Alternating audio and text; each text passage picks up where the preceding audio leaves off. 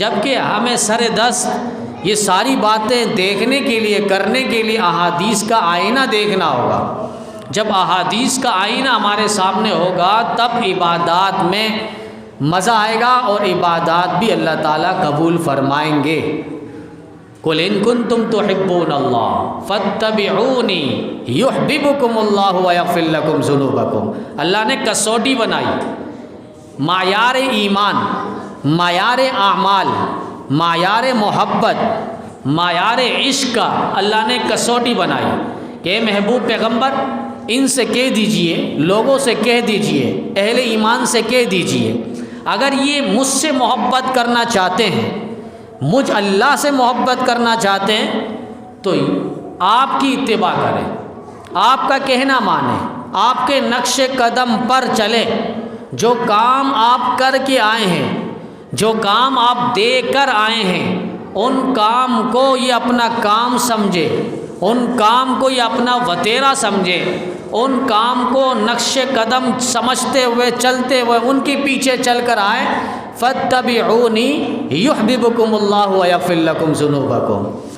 آپ کی پیروی کریں، آپ کا کہنا مانیں تو اللہ تعالیٰ ان کو پسند بھی فرمائے گا، انہیں اپنا محبوب بھی بنائے گا، انہیں اپنا دل دادا بھی بنائے گا اور ان کے سارے گناہ اللہ معاف کر دے گا۔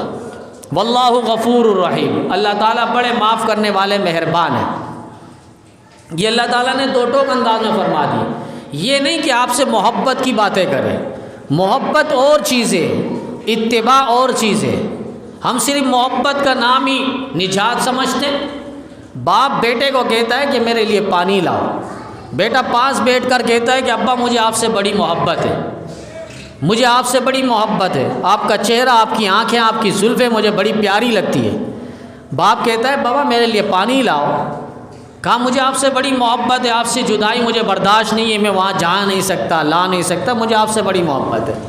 تو یہ محبت کس درجے پر ہے؟ باپ کا کہنا نہیں مان رہا، باپ کی اتباع نہیں کر رہا، باپ کی فرما برداری نہیں کر رہا، باپ اس کو ایک لمحے کے لیے پسند نہیں کرے گا۔ اسی طرح اللہ قرآن میں کہہ رہا ہے کہ نہیں، محبت کا دعویٰ وہی کرے جو نبی علیہ السلام کی اتباع کرنے والے ہیں۔ اسی کو حکیم الامت عارف باللہ حضرت مولانا حکیم اختر شاہ صاحب رحمۃ اللہ علیہ بڑی وجد میں آ کر کہا کرتے تھے کہ نقش قدم نبی کے ہیں جنت کے راستے، نقش قدم نبی کے ہیں جنت کے راستے، اللہ سے ملاتے ہیں سنت کے راستے۔ محبت نہیں، محبت میں اتباع ضروری ہے، اور اتباع وہی کرے گا، کہنا وہی مانے گا جس کے دل میں نبی کی عظمت، نبی کی محبت ہوگی۔ اور جس کے دل میں محبت ہو، اتباع نہ ہو، کامیابی ہے ہی نہیں اس کے لیے۔ وہ دکھلاوے کی اور دھوکے اور فرانٹ کی محبت نبی علیہ السلام سے کر رہا ہے۔ پھر آپ دنیا عالم میں تاریخ کے اوراق میں آپ دیکھیں گے کتنے ہندو ہیں جنہوں نے نبی علیہ السلام سے ایسی محبت کے اشعار کہیں کہ اگر ان اشعاروں کو رکھ دیں تو پتہ چلے کہ ان کی نجات ہو جانی چاہیے۔ عیسائیوں نے نبی علیہ السلام کی تعریف کی۔ ایک عیسائی مورخ نے کتاب لکھی ہے دی 100 نامی، اور اس کے اندر 100 دنیا کے بڑے بڑے لوگ، ان 100 لوگوں میں سب سے پہلے اس نے جس کی تاریخ لکھی اور تعریف لکھی اس کا نام محمد عربی صلی اللہ علیہ وسلم ہے۔ ان کو لوگوں نے کہا، اپنوں نے کہا بھائی تم عیسیٰ علیہ السلام کی تعریف کرتے نا، تم نے مسلمانوں کے پیغمبر کی تعریف کی۔ انہوں نے کہا میں نے تاریخ دنیا میں، دنیا کے اوراق پہ جب میں نے نظر دوڑائی تو اس جیسا اور اس سے بڑھ کر مجھے کوئی نظر نہیں آیا۔ اگر دنیا عالم پر ہے کوئی انسان اور سید الانسان جو میری آنکھوں میں سجا ہے، میری آنکھوں میں چمکا ہے، تو محمد عربی صلی اللہ علیہ وسلم ہے۔ ایک ہندو کہنے لگا گر شمس و قمر کوئی ہاتھوں میں اٹھا لے، دولت کونین کو کوئی باہوں میں بسا لے، پھر کال کا پرشاد سے پوچھے تو ان میں سے کیا لے، نالین محمد کو آنکھوں سے لگا لے۔